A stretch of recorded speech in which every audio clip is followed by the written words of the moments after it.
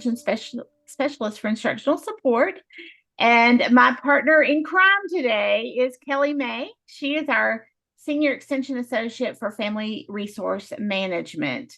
And our fearless leader, Dr. Nicole Huff, had to fulfill another obligation this morning. And so we are tag teaming, and we're going to lead you through our final session for Heartland. And we are just really excited that you are with us today. So just as you all know, we do have a few housekeeping rules. This is a safe place. We want you to feel welcome. We want you to feel comfortable sharing your experiences as you read through this book, and any experiences that it might bring up, or that you might want to share with us. So please know that we respect and value what you have been through in your past, or what you might be going through right now, and feel comfortable sharing that. If you choose to use the Mentimeter interaction platform, it is completely anonymous. So we aren't going to know who said that. I thought I turned that off, and I don't know why this keeps going. Gracious, it just won't go away. So if you choose to use Mentimeter, we aren't going to know who says anything there, and neither will any of our other participants, as it is completely anonymous, both in the display and in any information that is collected by Mentimeter. If you choose to comment in the chat, then everyone will know who says chat comments, and I need to make sure to turn that on, don't I, Kelly? I already did, Mindy. Okay, good. Thank you. Thank you for doing that.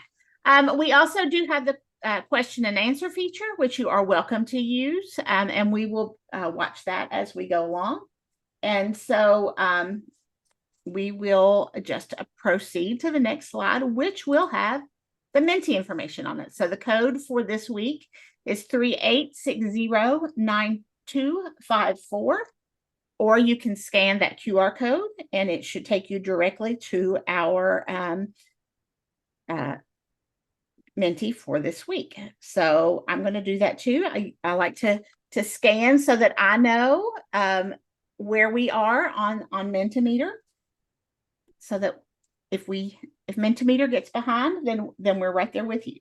And if you just want to tap that little thumbs up button, then that kind of gives me an idea that everybody's there or not. So I'll leave that for just a second. I'm really excited that you all are here to be with us today.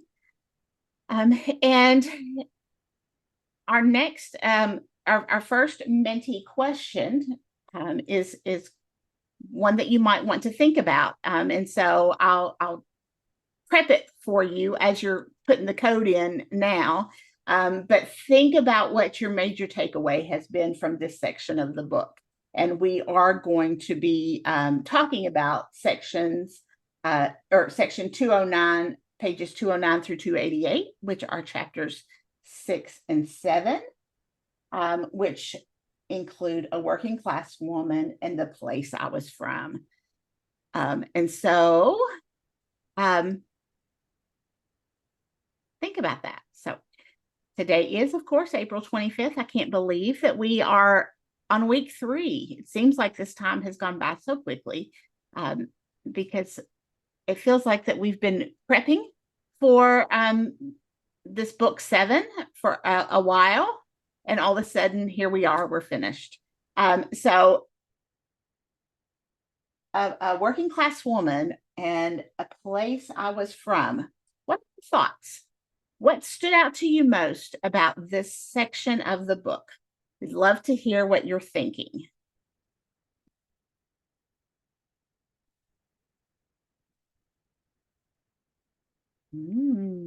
Hope. I love that. Yes. Sarah, definitely. And change. Love that too. Yeah, she suddenly went from that place where she had been for so long, and now she's moving on. Determination and how it changed her. I've got to move Kelly and I, because I can't see everything. things can work out. Resilience. Yes, we're going to talk a lot about resilience today. It's tough, but it was possible. Dysfunction in the family. Feeling independent as a female. I loved that, feeling independent as a female. You know, she talks to August a lot about her independence, but August is her imaginary child. And so it kind of is her sounding block, is kind of how I thought of August. How hard it is to break from poverty. Yes. Finding herself, new beginnings. How she was able to rise out of her upbringing, but always kept that connection, breaking the chain. And on chat, we're seeing you can do it. Good. Oh, good. And we've got some watch parties here. We've got Henry County and Nelson County. Good, good. All right. Yeah, so these are all themes that we saw in this section, moving up and moving on. Yes.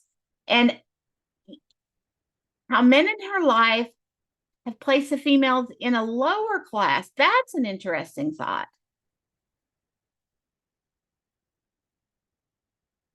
Letting go of poverty child she wouldn't have. Yeah, so she has made the conscious decision not to have children. And so August is that child she will never have. Yes.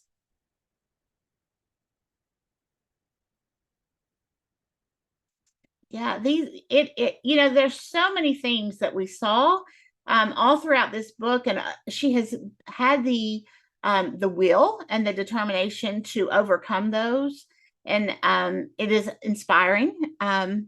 And she has definitely had the awareness, and she's looking for ways to break out of those. But she definitely does. She keeps that love for her family. And so we're going to talk about all of those things today.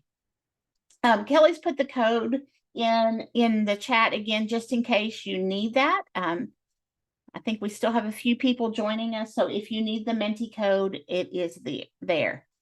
How material things can weigh you down. And that is definitely something that she talks about here. And I think that's something that maybe we need to think about and talk about. Yeah, I love that. Okay, so let's go on. One of the things that we have gotten comments and from discussion in the past sessions is that you all want to do a little bit more of a exploration of our characters. And so we're going to do that today. And we're going to talk about how our characters, who they are. So let's start with Sarah. So in 3 words, how would you describe the author, Sarah Smarsh? And this is going to be a word cloud. So,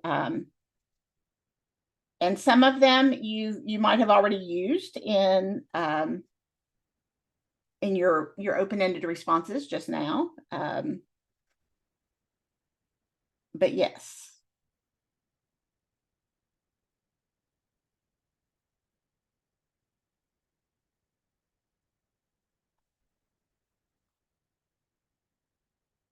And as you know from previous sessions, when words get used again and again, they become larger. So you're going to see that those larger words are going to get bigger, and words on the peripheral, it's a big word, hard to use, are going to be smaller, but they're still important. And you'll see them, floating around out there. But determined, that's one of those big words that people are using a lot. Looks like smart is another one that we're seeing. Resilient, of course, more strong. Honest, I like that. Observant, she certainly was observant. She watched everything, everything that was going on in her family. Opinionated, that's interesting. Yeah, I like that one. Overcomer, compassionate, honest, lonely. And that's certainly an interesting one to point out because there were always people around, weren't there? But certainly lonely. Let's see what else we're seeing on the, we see brave on the chat. And that's not one I'm seeing on the word cloud. But yeah, definitely. So every time that word cloud changes, that means more words are coming in. And if you'll just hit that thumbs up button when you're done, then we'll know we're ready to move along. That helps us to. And Mindy, sometimes do more answers come in than the word cloud can get right away? Yes, yeah, it takes it a little minute. So yeah, don't get stressed if you're not seeing words. Open-minded, that's one we haven't seen on the word cloud that is coming in on the chat. So yeah, these are all very interesting words. I like these. Oh yeah, hard worker, good one. Yeah, definitely. She had to do a lot of work just to get out of her situation, but also, to do her schoolwork and all of those other things. Some willing to learn. It's one that's hard to see in that green, but tough. Insightful. Yeah, she really is insightful to really look at how her situation shaped her life situation has shaped who she's become, and definitely a talented writer. She really brought us into her story, didn't she? And even though it's a tough story and it's really heavy information, she made it so engaging that it was easy to read, really. Insightful. Acute. Oh, I like that word. That's a really good one. I like that. Yeah, smart, willing to learn, hard worker. Okay, that's good. So Karen, good one. I like that, Tamsin. Yeah, I don't think that's one that I see on the word cloud. But yeah, Karen, definitely. She showed lots of different situations where she had care for those around her. Okay, so let's move on to the next character, who is her mother, Jeannie.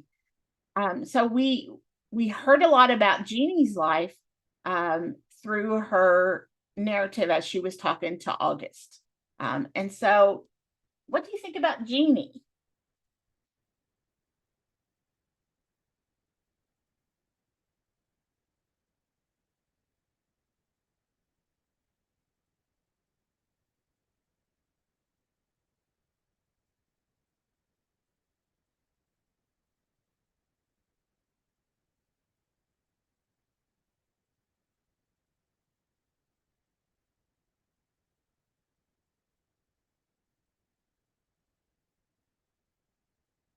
Ah, she was definitely in self-preservation mode. Yeah, she's resilient too. Unhappy. Yeah, disgruntled. Party girl, huh? Yeah. These are, I'd love to be able to hear some of what you all are thinking just from these words that you're sharing. Um, sad, definitely sad and uncaring, huh? Breaker of norms, like that. Okay. She was dependent, definitely dependent on others, but I'm not sure that she really wanted to be. It was where her situation put her, wasn't it? Let's see, confused, good one. Yep. See confused over on the chat. Sad, selfish, broken, cold. Oh yeah. Laughing. Okay. Yeah.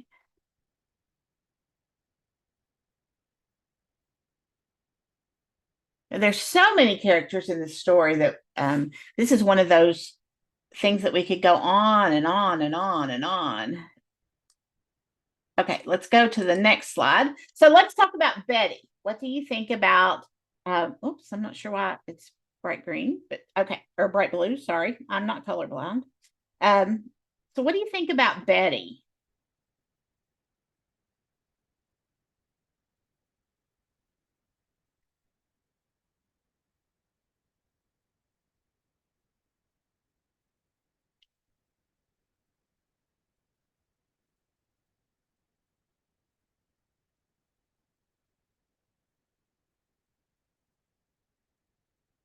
Yeah.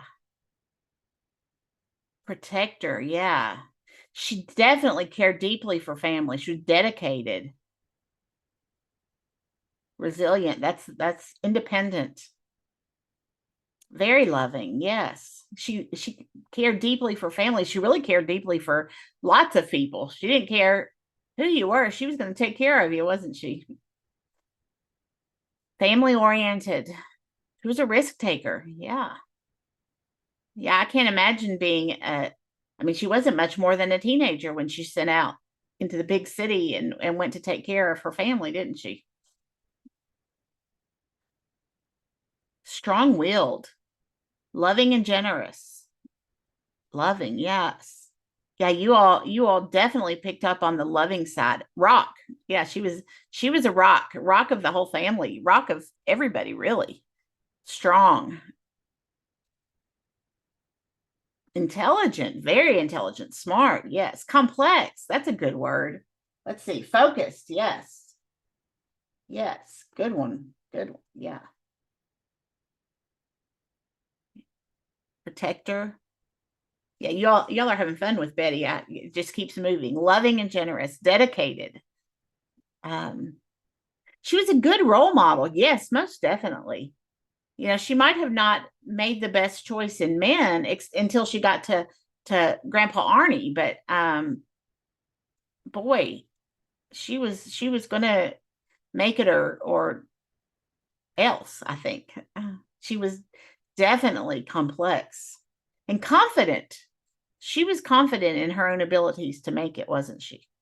These are great words. Okay, so last one. Let's go. How about Grandpa Arnie? What do y'all think about Grandpa Arnie?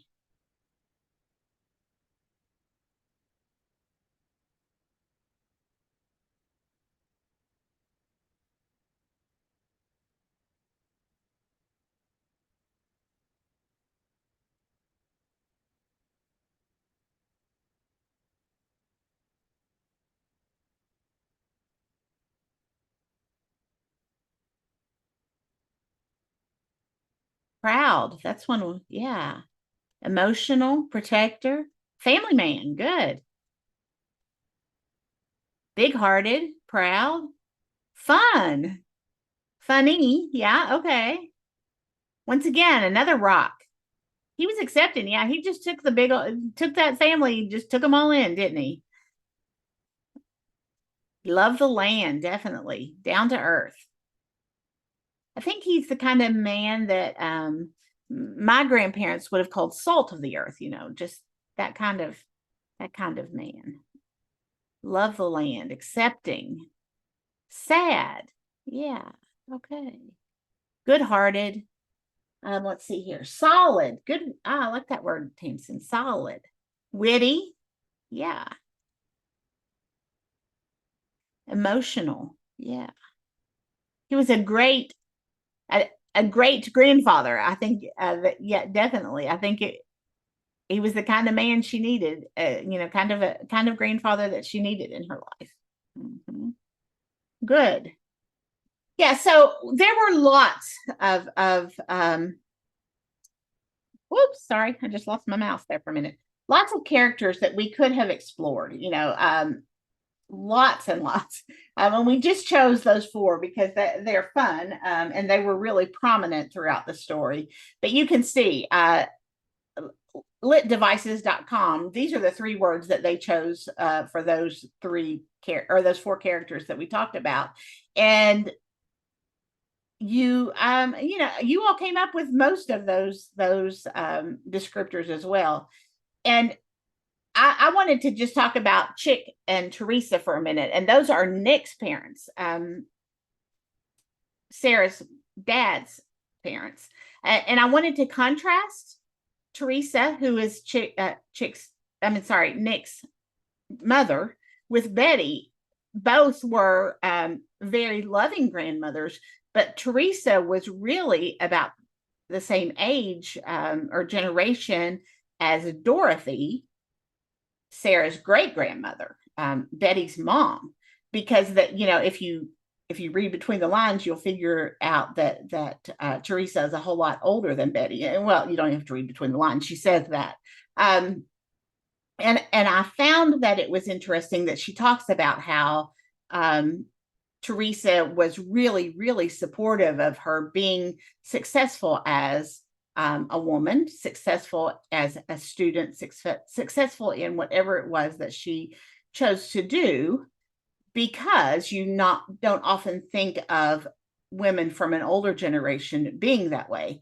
But then I realized as we were talking about this yesterday, Kelly, Nicole and I realized that I was aging her as if she were my age, and realized that she's a whole generation younger than me.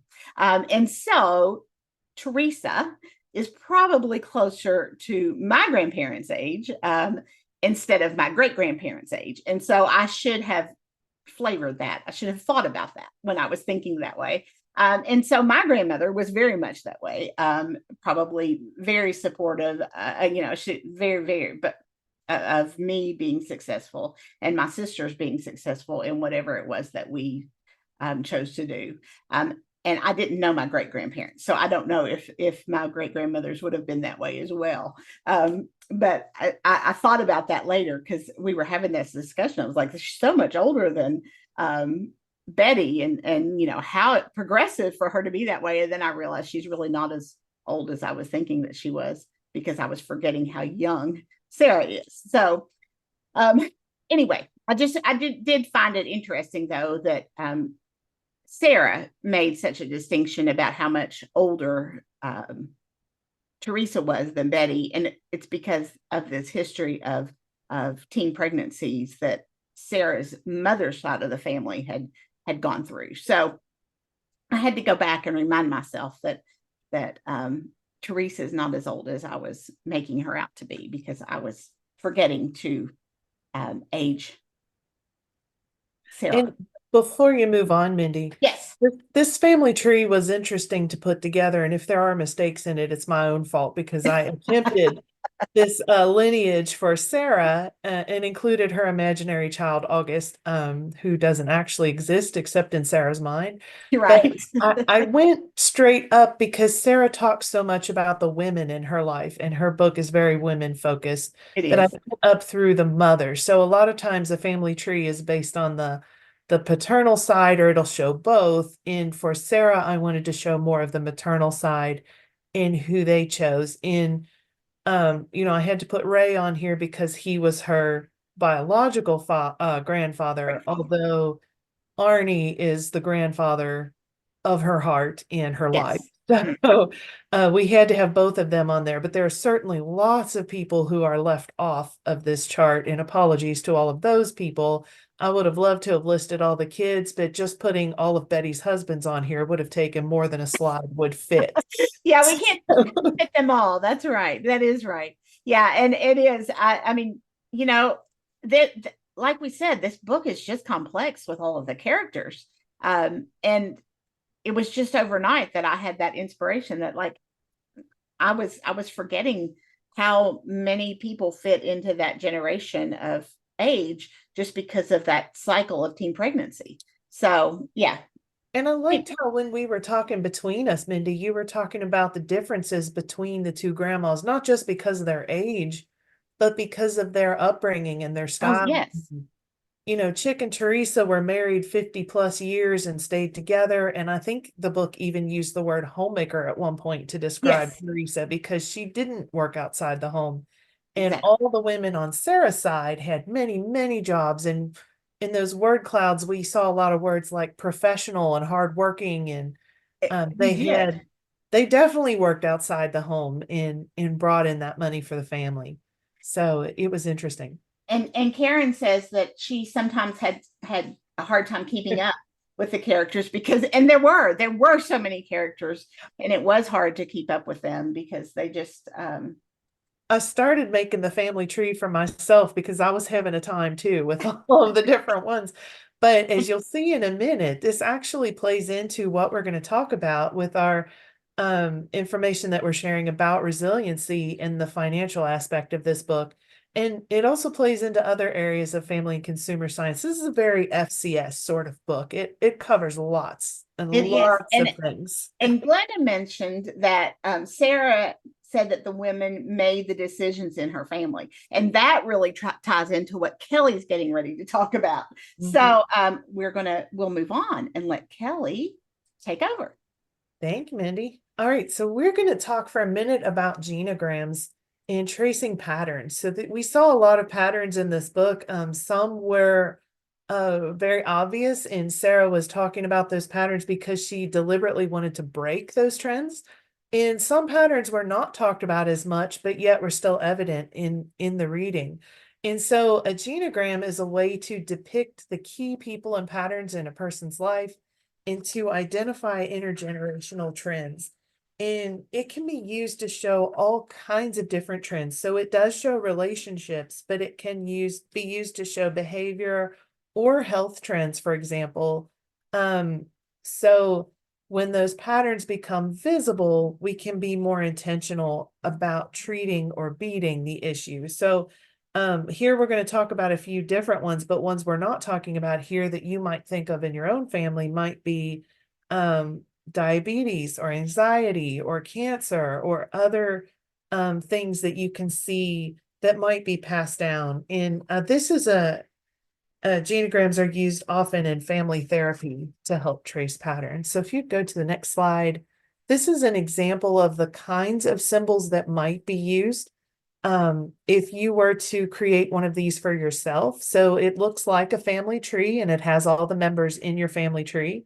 And so if you were creating your own genogram, you could use the symbols that mean the most to your family. So you may not need the symbols represented here, for example, but you might use different symbols. So if you want to move ahead, I we're was going just to going to look at, say that we're oh, going to go send ahead. this document to you when we send out the recording so that you will be able to have a copy of this. Yeah, you'll be able to make your own genogram if you want to trace your own patterns through your family. All right, so we want to talk about Sarah's genogram. And again, this is a possible genogram, and if it is incorrect, I will take that responsibility on myself.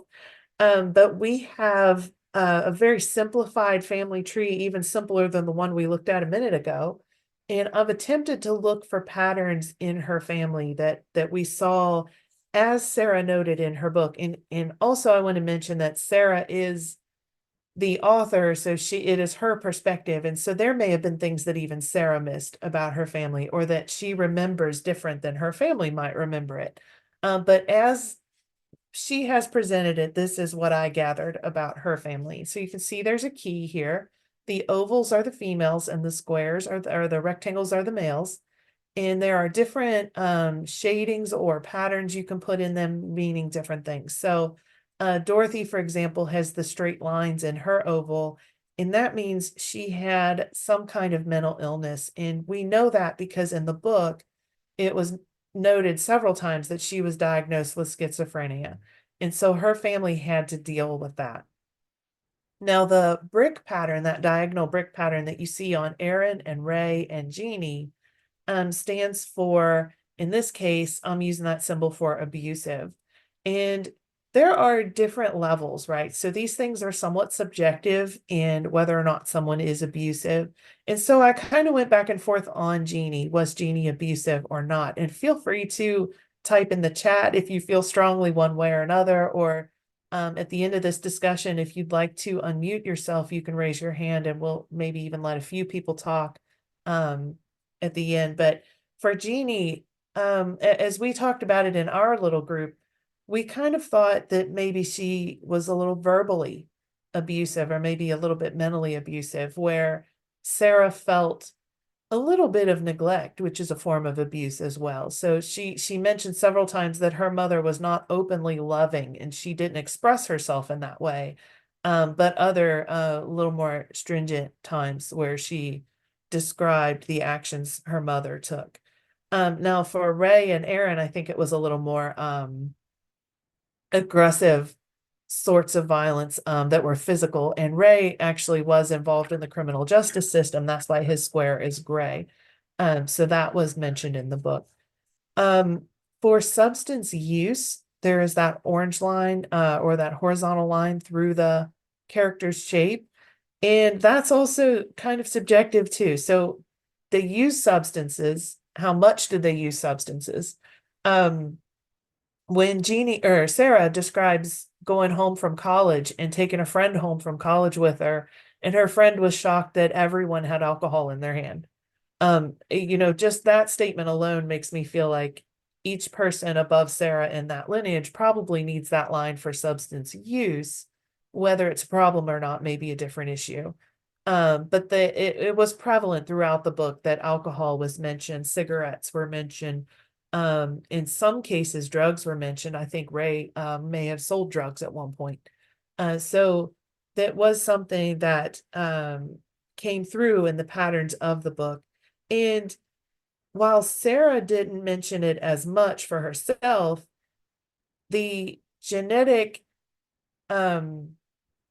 factor of that instant gratification can manifest itself in other ways. And so for a while, the book talked about Sarah's tendency to shoplift or to steal little things from stores. She talked about building her baseball card collection, but she didn't buy the cards. She kind of swiped them from the store. And so that, while it's not a substance and it's not an abuse, it is an unhealthy pattern or an unhealthy behavior that may have stemmed from that same sort of need for that instant gratification. So that's something different to talk about or think about. For Sarah, she has made a conscious decision not to get married at this point in her book. And she has made a conscious decision not to have a child. I did not come up with a symbol for teen pregnancy, but that could have been a trend that was represented on this chart here, this genogram. So while I don't have a symbol for teen pregnancy, Dorothy, Betty, and Jeannie were all teenage mothers, and Sarah made a conscious choice not to be. We could ask the question, can you break the pattern if you don't get married? So to really break the pattern, you'd get married and not divorce. And if we were to show all of her family, not everybody would have these patterns. So we just talked about Teresa and Chick, and they did not get divorced. They were still married, I believe, at the end of the story. So there would be other people with other symbols. So the more you put into your genogram, the more family you include, the more you can see patterns, and that not every pattern's repeated. There is an ability to break the pattern through your efforts, as Sarah has done, or maybe through the luck of the draw and the genetics. I see in the chat that Glenda has agreed on the substance use part of the discussion, and Sabrina asks, would Sarah be a victim? And that's a really interesting question. So I went back and forth about whether or not to put that frame around Sarah, that darker frame for being a victim. And I decided to go ahead because I think she feels a little bit victimized by her mother and her mother's the way her mother treats her verbally and doesn't open those loving arms, except for a very few times in the book. So I went ahead and put that for her, but I think it could be argued that maybe she's not a victim. She had loving parents on both sides. She had loving grandfathers. She talked about the good influence that Nick and Arnie were in her life, and all the women, powerful, strong, hardworking, loving women in her family. So yeah, it's a question you could have. It's a conversation you could have. And if you were doing your own genogram for your own family, it might be easier to decide. It was a little hard for me to decide for Sarah. Again, I don't want to make opinions about her life or put words in her mouth. I'm just drawing from the story as she presented it. And Kelly, I also think that part of the way that she presented her story, she kind of presented herself as a victim of her circumstance. but that she rose above it. Yes. And I like that you use the word circumstance, because Glenda just asked, do you think patterns are environmental or genetic? And they can certainly be both. So some things are genetic and are handed down, but also we are a product of the environment we live in, which is why the title of the book might be Heartland. I mean, she's talking about where she lived and where she grew up and how that formed her, and just the differences between the times family members moved to the city versus living on the farm. I think those things do change us and they change our lives. Crystal says, I think she said it is not that she doesn't want children, but that she will not have a poor child. Yes, she makes that distinction at the end, kind of when she's letting August go. She says, um, I won't have a poor child because I'm no longer poor. So if she does have a child, her child won't be poor anymore because she broke the cycle. So we don't know if she'll have a child or not. That's a good point, and it's interesting. So, and again, can she break the cycle by not having a child at all? Or does she break the cycle by having a child while she's not a teen? If that's the case, she's already broken the cycle, because as she put it, she made it through high school, and that was one of her goals, was to not be pregnant as a high school graduate. So she achieved that goal. And yeah, Sabrina, Sarah did rise above. She worked hard. I'm finished here. If there's anything you'd like to add. I needed to change the slides. As a child that grew up poor, Glenda says, as a child that grew up poor, I'm grateful I had a secure home life and a simple life, and I know the difference between wants and needs. I love that. I think that's a wonderful statement. And so now we're moving into talking about breaking these generational patterns, and Sarah and how she broke these patterns. And so in a quote from the book, she said, this was when she was in college. She said, I didn't know the term first generation student, and I didn't grasp yet that I had, in fact, grown up poor and was still very much living in poverty. The best I could come up with for describing my situation was that I was a financially independent student and tell people I grew up on a farm. And so she's talking about how making this change or breaking this cycle was hard for her and it was difficult. If you want to advance, Cindy, I think we're going to a Minty question. All right. So, what social realities did Sarah meet in college? How was her life different or similar from the lives of her fellow students? So, as she started to break away, how was she different than the others around her? And the Minty code's at the top of the slide if you need it again. And of course, you can use the chat too as well if you like. We'll allow that to populate for a minute.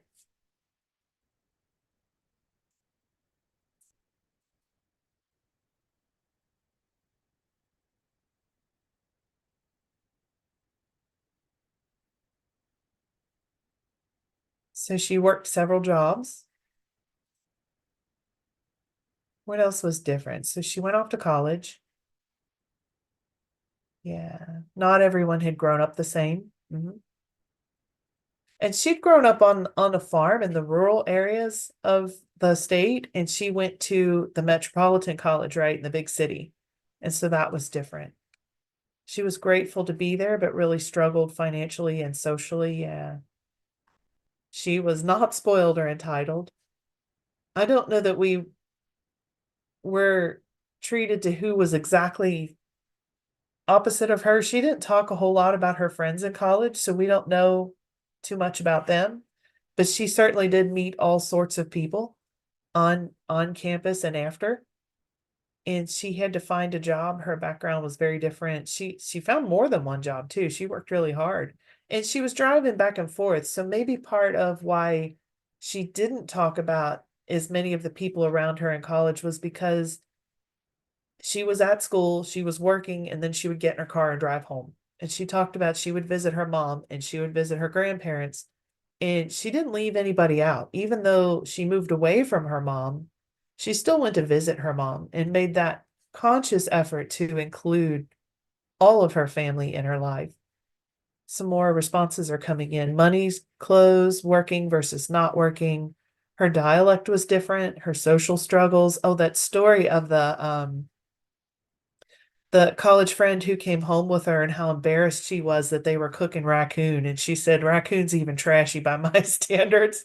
And I thought, that's the kind of thing you can sometimes relate to, that this is now the image that that friend is going to have of this family. And here that's not the norm. That was something extra that wouldn't normally have happened. She is perhaps more grateful knowing how precious the college opportunity is for those in financial stress. Yeah, she can appreciate that. She struggled with money and having a different background than others. She realized how different her background was from the people around her. She was determined to not get distracted. Yeah, she has a laser focus about her, and she works hard, especially with school throughout the book. She wanted to keep focused no matter how much others wanted to do other things. She was more mature and responsible compared to others her age. I'll give it just another minute in case people have more. And here's something in the chat. I was waiting for that to happen. She had to leave early. Oh, you have to leave early. Thank you. I'm glad you enjoyed it. And I'm glad Mentimeter is working for you. Thanks, William. I thought that was a comment about Sarah at first. All right, we're seeing some likes. So does that mean we're ready to move on?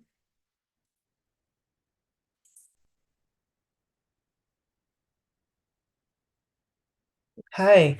So I want to revisit this idea of collective capital. In the past couple of weeks, Dr. Huff has been talking about collective capital and the different capitals that we build as humans and how it can help us build resilience. And so we can rise up and overcome these situations and things that get in our way. So human capital can include things like education, and I want to mention that financial literacy is only one type of literacy. So we've got the piggy bank there with literacy, but any kind of comprehension can help you better your life or your situation, can help you be more resilient. So, in addition to financial literacy, which we've talked a lot about with this book, you might also have health literacy. So when you get your prescriptions or go to the doctor and they hand you information, are you able to read and understand and make educated choices and decisions based on the information that you have? So there are many, many types of literacy that can be helpful. And the more literacies you have, the better you can benefit from that and help yourself and bounce back when bad things happen. Social capital is huge in this book. So relying on others, there were a lot of characters who made themselves into somebody that others could rely upon. Betty in particular, Grandma Betty comes to mind for me because she had that open door policy literally where her house door was open. They even had an extra trailer some of the time where family could come and stay. There was a place for people to come and stay if they needed a little social capital to get them along. For Sarah in her education journey, she had social capital from teachers who supported her. Like she talked about Mr. Cheatham and the gifted program in the middle section of the book. And so I thought that was a wonderful, um, she talked about him a little, not a ton, but he was a huge help to her in a very definite social capital that she could rely on that helped her boost herself up and be ready for that next step of going to college and being the first person from her family to go to college. Next slide, Mindy. All right, so we're back in Menti again, and we're asking to reflect and share.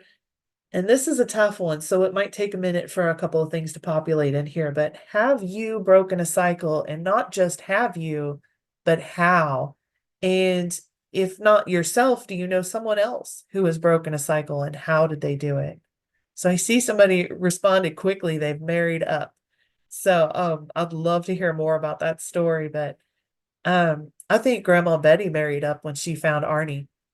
She had had a string of men. She even went on, and this is a quote from the book, a marrying kick, that Betty herself called it her marrying kick when she married a few people that turned out not to be a good fit for her. But she found Arnie, and that was a very good fit for her and for her family. I see somebody is the first one to go to college in their family, first to graduate from college. I love that, first to fight diabetes in my I family. love that. Yeah. And it's hard. And sometimes these things feed into each other, right? Diabetes and obesity, they're a cycle and a struggle, and it's hard to get out of that. I see Judy in the chat has first generation college graduate, thanks to scholarships and working. Thanks for providing the how there. That's great. So working hard, being smart, and applying yourself, and turning that into scholarship applications that produce results for you. That's wonderful. Crystal says married up and later in life. So you waited till later and you found the right person, and I'm happy for you. Good for you. Um, Broken financial stress by getting well-paying career with benefits. That's wonderful. Blessed to retire early. That's fabulous. Saving more money, not overeating, overbuying groceries, planning small vacations, giving one-on-one quality time with our children, more of that quality time. That's fabulous. So those are very, there's a lot of intent behind those statements in that particular square. So you have obviously made a plan and um, given that a lot of thought on how you want to do that. And so that shows a lot of intent or intention. Intentionality is a great way to move forward. First generation college graduate, I see better lifestyle, which could mean many things. I'd love to hear more about what that means. Sought counseling to process through family baggage and forgive others. That's wonderful. That is great. Gone for help and listening to the individual. First generation college graduate, higher lifestyle and financial security. Making it through college practically debt free. I had to pay $600. That's amazing. So, wow. Kudos to you. That's hard to do these days. Sheila says my mother was the first in her family to go to college and graduate. So you feel like your mother may have broken that cycle. And did that change things for you, Sheila, if you feel like sharing? That's interesting. Melissa says she's determined to succeed and make good choices.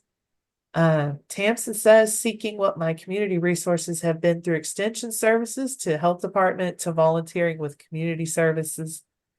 Join diabetes support groups offered through these resources and attending nutritional groups. I love that you mentioned extension. We try to do a lot for people. We try hard. I see Mindy smiling. She knows we do. We appreciate your volunteerism and your attention to others through these groups. Thank you, Tamsin. I think we've read through everything. I'm going to give people another minute if they'd like to add. And you can continue adding after we moved on, I think. Yeah, that's fabulous. I want to talk about this for just a second. There is a personal resiliency resources assessment that Rutgers University has on their website.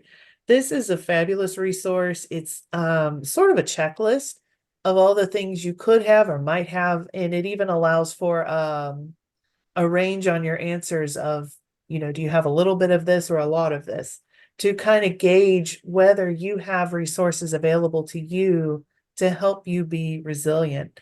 And so we're providing this tool to you as something you can fill out. So we're providing several things, not just for this session, but for this whole book club and this experience that we've put together.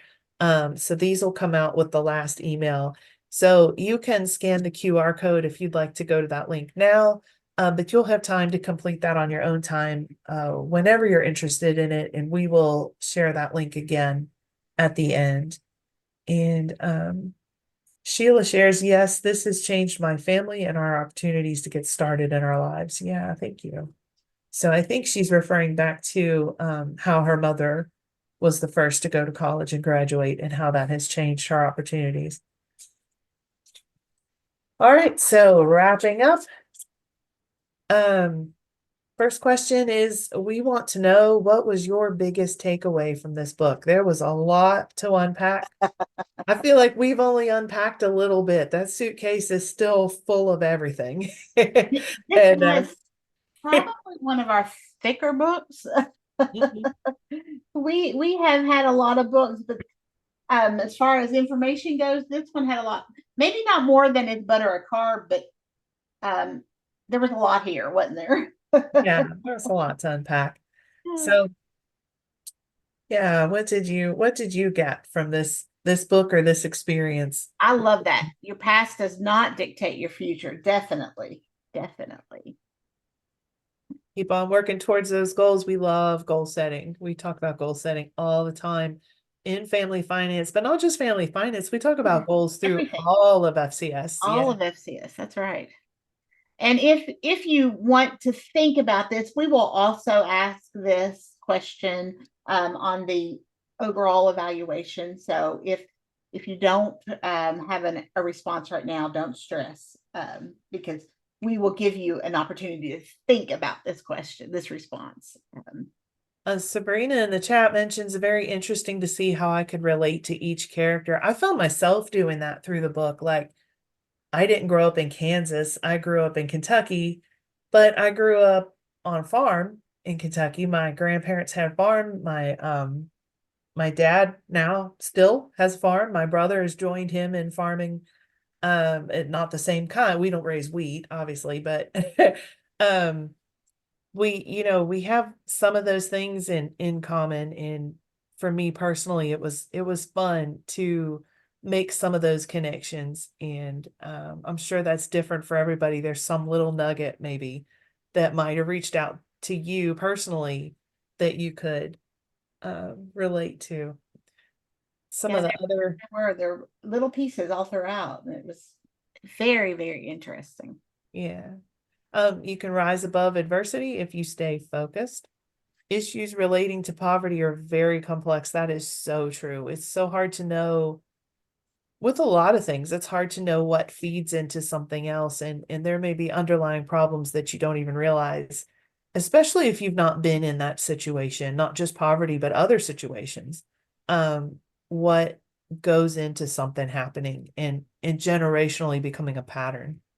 You can change the trajectory of your own life and not follow the path of past generations. Yeah, it's difficult to do, but it is possible. And so we got a few little tips on how to do that through this reading, hopefully. I love this. Be kind to others because you never know what they have been through or what they are going through. And that's Oh, so true. So much that family went through. that specifically makes me think of the story where Grandma Betty had the handicap sticker in her car, and she had just had a foot surgery, but she was able to walk on it. Just it hurt really bad.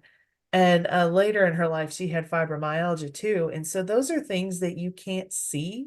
Mm, And so when you can't see it, people don't know it's there. And so we have to kind of make room for others sometimes and be aware that we don't know what's going on behind the curtain. So we have yeah. to allow people that little bit of grace so they can deal with whatever they're dealing with and not add to their burden.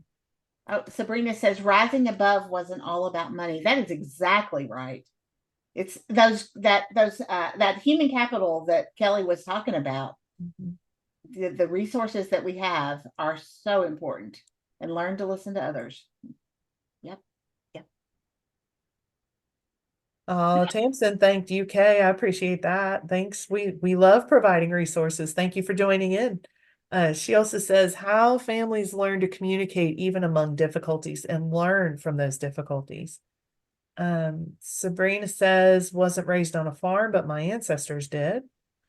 She, Sheila says, personally, it caused me to really relive many events in my life and to see others in a different way. I hope we didn't have you relive them in a bad way. I hope I hope it was a positive experience and that we didn't make it worse. But um back to the scrolling information, stay focused on your goals and make small progresses each day. You will see opportunities as they appear.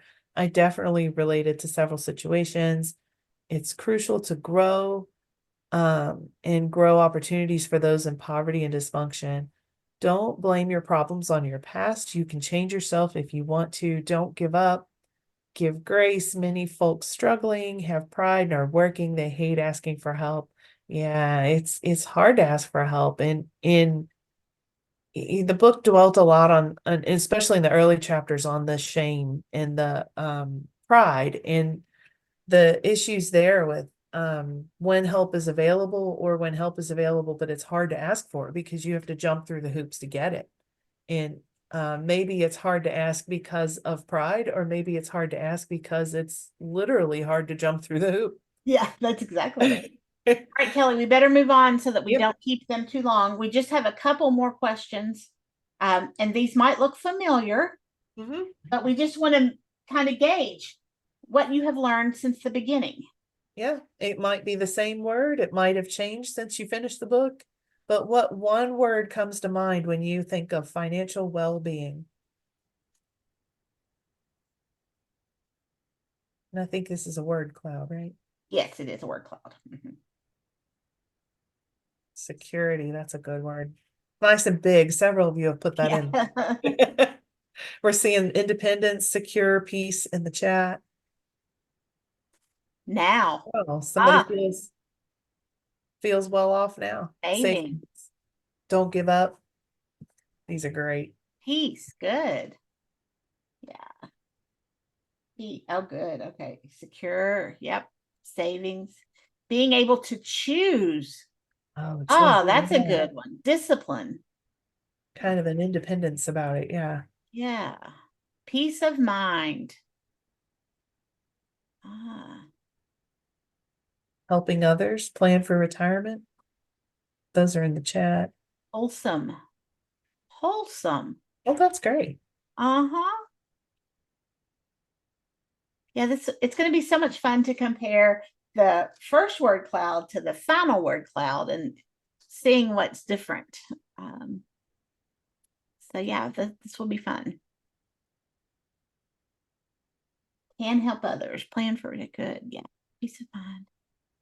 Yeah. And just hit that thumbs up so we'll know you're ready to move along. Savings, wholesome, wholesome. Okay, good. Thankful. Good. All right. Next one. It's another one that you've Yeah. seen before. The sliding scales. Whether you agree or disagree, my finances are important to me. I feel confident making wise financial choices and knowing ways to make ends meet. How do you feel about that today?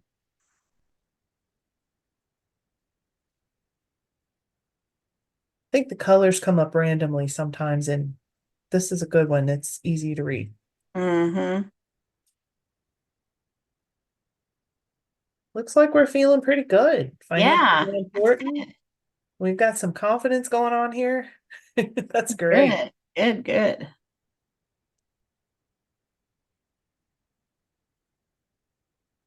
Seeing lots of thumbs up too. Yep. We like to hear that. We hope we've helped.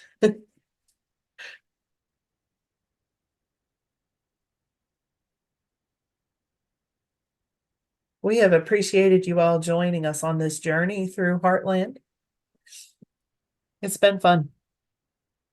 It has been. Oh, Always looking for the good. I love that comment, Sheila. And I want to mention right when we were switching slides, Sabrina mentioned empathy for others, that thank you for saying you enjoyed the experience, but I love that you mentioned empathy because that's so important. It's a soft skill that it's wonderful if you have it, and it's so beneficial. So we are ready to wrap for today. If you are not, and I think probably most of you have had the opportunity by now to join the Facebook group, but if you haven't, just scan this QR code and you can go there, or you can just click the link and go, or not click the link, but you have to enter that link in and you can go there and join the group. We will keep you posted on what's coming next. We do have two books coming up for this fall. One is going to be focused on helping your raising a healthy, happy eater. So this is going to be for young parents or caregivers or grandparents who might have young children in their lives who are needing to learn how to get those kids to eat well. And then the second one is going to be about laundry. So I think the book is called Laundry Love. And so it's going to be both of these books are going to be a little different format for book club. The Happy Healthy Eater is kind of going to be a at your own pace book club. So we won't, we're going to do some recorded sessions where you're going to be able to watch and then do some activities as a group. And then the Laundry Love is going to be a one-off that's going to be led actually by the author. So watch for your local session or your local extension offices or on the FCS Facebook page or the Facebook group for announcements about when we will be releasing those books. But it will be this summer when we'll be announcing when those will be held. Actually, the Healthy Eater book will be in September and the Laundry Love will be in November. But thank you all. We'll see you again soon.